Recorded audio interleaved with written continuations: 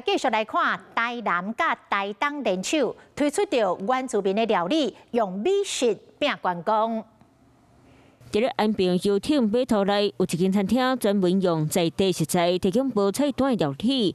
今年将做台东部落时尚这个品牌为联名，就是期待将原住民多元的食材，佮参无共款的料理，展现全新的体验。欢迎全国民众来到台东，来当享受食到台东的饮食文化。那我想这个激荡下来的这个，不管是在饮食的部分、食材的部分、烹调的部分，一定会创下更好的一个文化的开端。今年台东官方的美食指标选台南的餐厅合作，业者讲因为头餐部因为饮食就是一种传承。就当初我来弄部落时尚这个活动的时候，希望说我们厨师间能够不要藏私，大家互相去学习，让彼此的厨艺能够往上提升。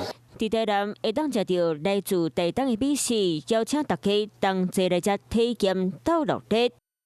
Hello， 我是蒋欣梅。想要抢先掌握最及时的新闻资讯吗？赶快订阅、按赞、开启小铃铛，锁定华视新闻 YouTube 频道。